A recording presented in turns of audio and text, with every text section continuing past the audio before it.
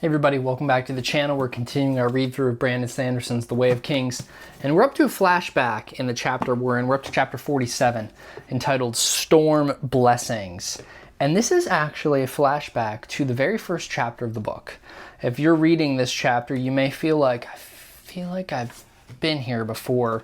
Well, it's the very first chapter. However, in the first chapter of the book, we get a different perspective. We get Cenn's perspective, who is the boy who Kaladin bribes his current sort of squad leader to get him onto his, he's a squad leader. He bribes another squad leader to get Cenn into his squad.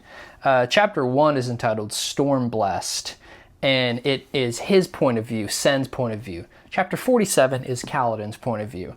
And now we sort of know this is how Kaladin operates. He tries to take care of his men, and the crew that he is a squad leader of, though he has progressed very quickly through the ranks to become a squad leader, his squad is a premier fighting force. He has signals that he'll signal to them during battle.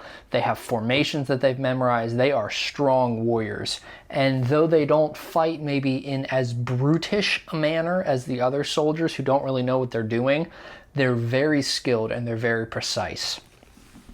So Kaladin puts Cenn with sort of his right-hand man, Dalit.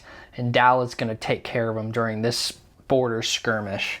And we do learn that Cenn has died at this point. We still do not know what has happened in that story, but Kaladin seems to be trying to find the weak and the smallest to protect.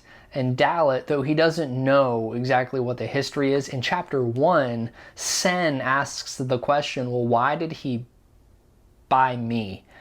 And Dalit says, I think you remind him of someone.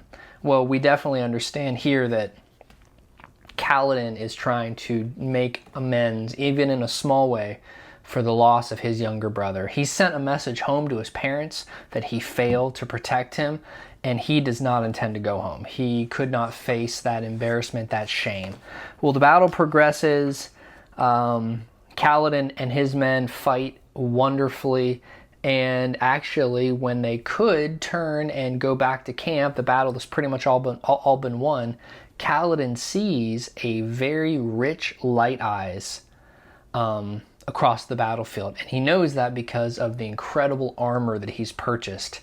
Kaladin wants to kill him because his goal is to become a soldier on the Shattered Plains, fighting with real soldiers for real honor, not these skirmishes. He doesn't blame Amaram for that. He seems to be the only honorable light eyes that he's ever met.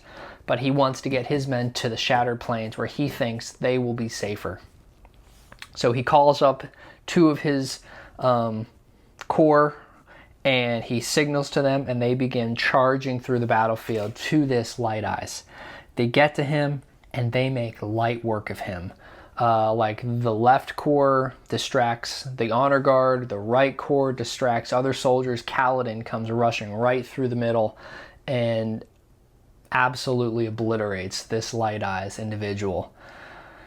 He's laying there on the ground dead.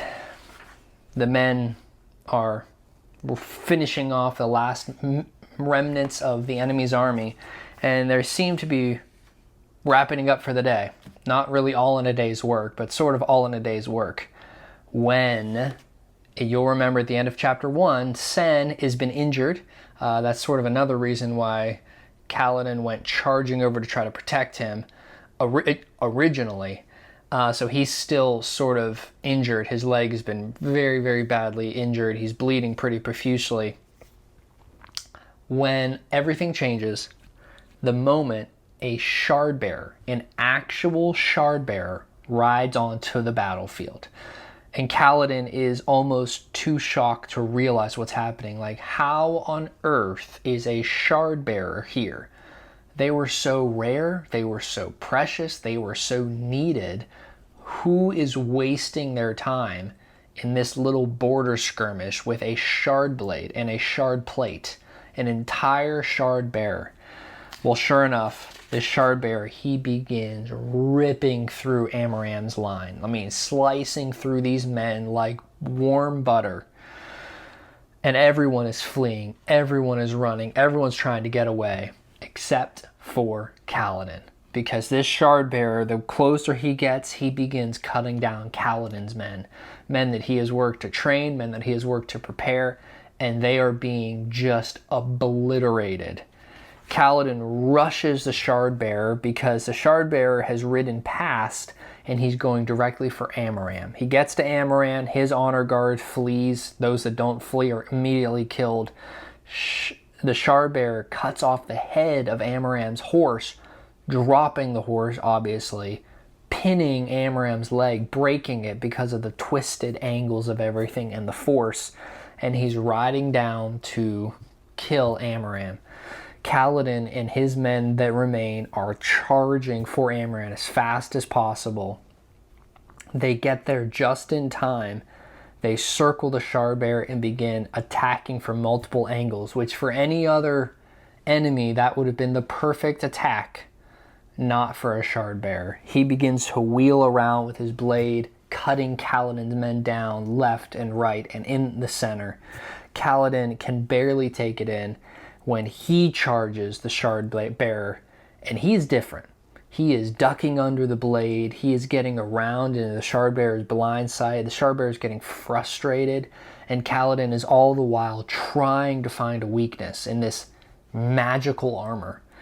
And he commits it in his mind here that he is going to go for the visor, the vision slit in the armor, because every plate of armor has to have a weakness.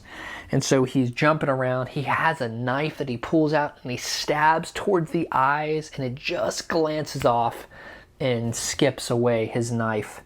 He's really, really panicking until Kaladin lands on his feet, momentum propelling him forward towards the Shardbearer, and something flashed in the air beside him, falling toward the ground. The spearhead. He had tried initially to stab the back leg of the Shardbearer. I mean, it was foolish, but what else are you going to do? And it shattered his spear. Well, here, in his moment of need, this spearhead comes falling down from the skies. He catches it in midair, spins, and jams it through the slit of the Shardbearer's helm, killing him.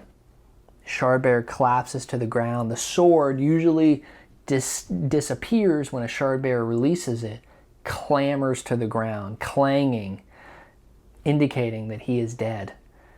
Everything gets quiet. Kaladin's men that are still alive, though all are pretty much dead at this point, Cenn and Dalit included, they come back into the scene and they are silent in awe, almost reverence. Amaram kind of breaks the silence and says, "You've killed a Shardbearer." Korab, one of Kaladin's men, says, "Take the blade. It's yours, Kaladin. You're a Shardbearer." And Kaladin reaches forward for it, but stops. Something feels wrong. This blade, that, if the rumors are true, will actually make him a Light Eyes. If he takes it into his possession, certainly he'll be among the elite now in the entire kingdom. He doesn't want it. He turns and walks away. Amaram stops him. "What are you doing?" And he says, "I'm giving it to my men. I don't want it." So he walks away, exhausted, emotionally broken yet again. And the last sentence we read, he walked back to the war camp alone. So what is going to happen next? This flashback is somewhat unexpected in our story, but we learned a little bit more about Kaladin's life. We sort of get a conclusion to that initial chapter. We see, unfortunately, the demise of Cenn, Dalit, a number of Kaladin's original squad, and we find this incredible story of him killing a Shardbearer. He should have taken the blade and become a Shardbearer himself. He turned it down out of anger, out of disgust. And what will happen in the future? Well, we'll see. Hope you enjoyed this chapter. We're getting towards the end of part 4, about ready to start part 5, which is the last part of the book. Things are really going to begin picking up here. If you've not read a Brandon Sanderson story before, typically the last 200 pages, like everything starts happening. It's called the Sanderlanche.